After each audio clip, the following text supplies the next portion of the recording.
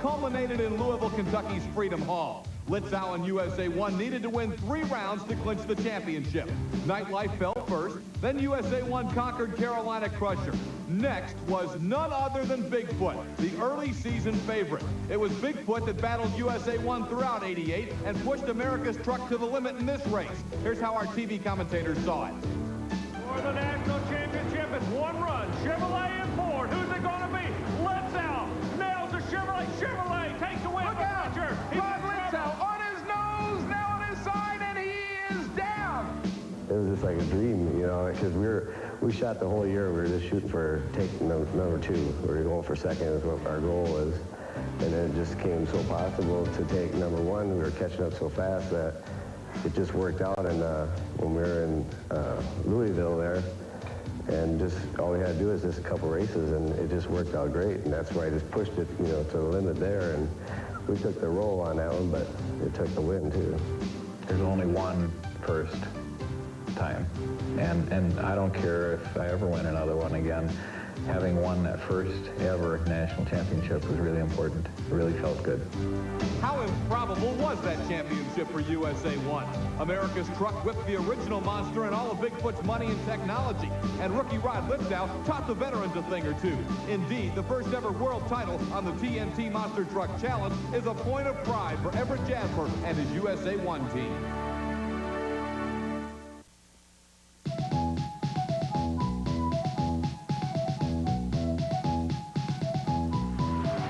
Guts, intensity, concentration, reflexes. Those are the traits of a top-notch monster truck driver. And when it comes to great drivers, you can match the fearless, aggressive USA-1 duo of Rod Lithgow and Steve Wilkie. Here's a look at the guts of Rod Lithgow. He's not afraid to push USA-1 to the limit. The crash in Michigan is described by close observers as one of the nastiest ever.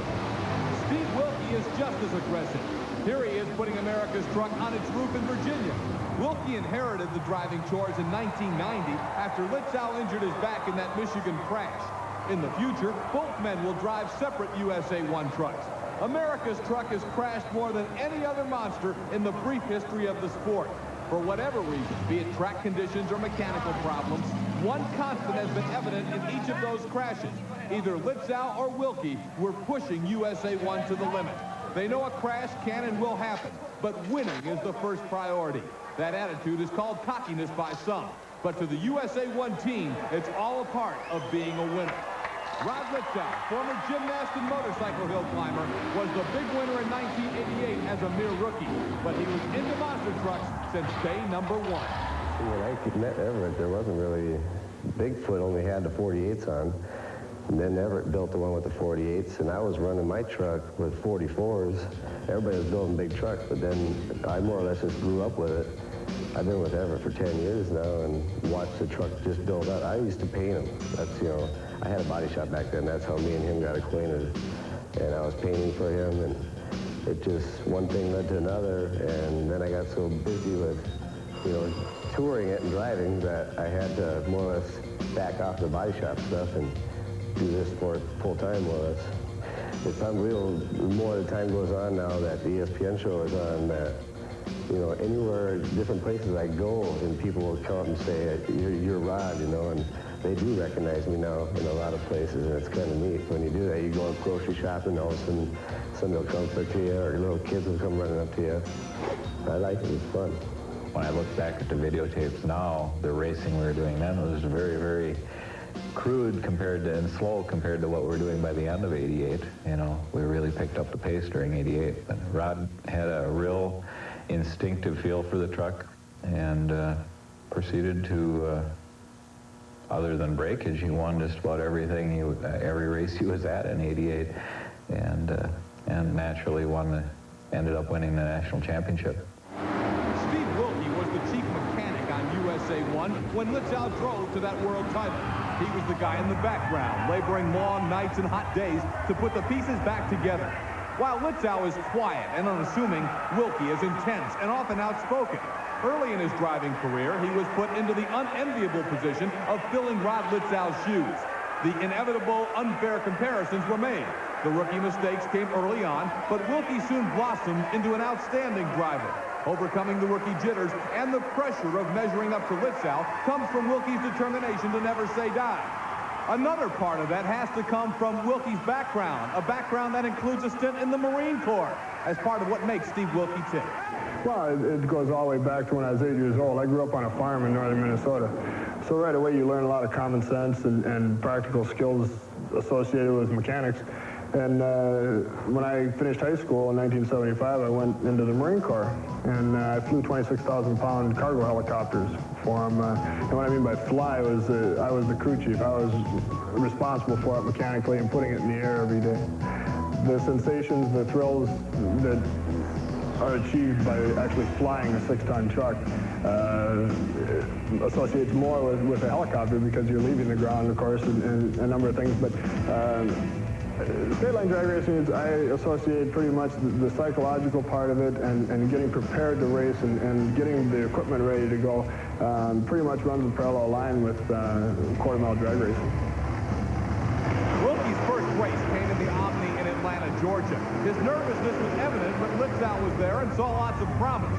For Wilkie, this was the first time he became fully aware of the high level of intensity required aboard USA-1. After all, this is a 12,000-pound truck careening through the air at a high rate of speed. I have butterflies in the stomach, of course, but yet the intensity level, and people, I think, don't understand that sometimes, how intense psychologically you have to be to not only handle one of these trucks, but be competitive against the people that are running out there who are becoming very, very fast.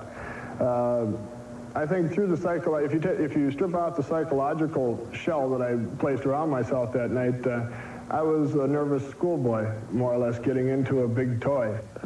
Steve really, really, really gets psyched up when he's going to race. I mean, he just, you can hardly talk to him. He's so psyched up. Rod is a lot more mellow. He doesn't get that visibly excited.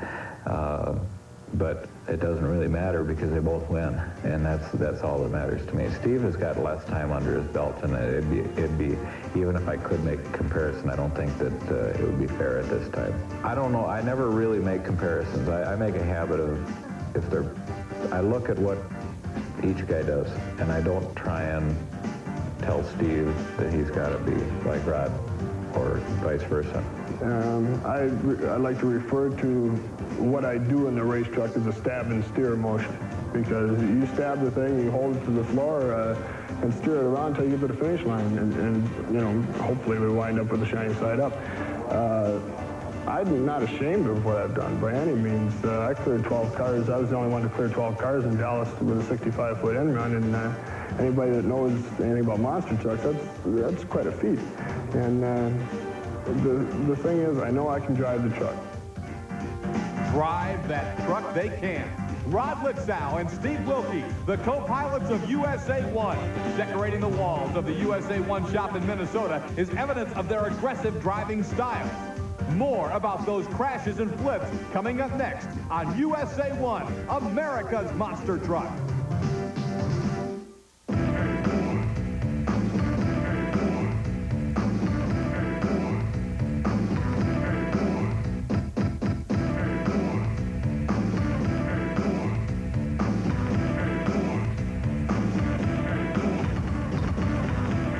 World Monster Truck Racing title under his belt, Rod Litzau brought USA-1 to Chicago early in 1989 with hopes of repeating, but disaster soon struck, a black cloud that would follow USA-1 throughout the year. Here's how Army Armstrong and I called that first event for TV. The pursuit for a second straight national championship continues for Rod Litzau and USA-1. Now he's up against Nightlight. Everybody keeps an eye on a USA-1 truck. Litzau, he's the king of the sport, comes out.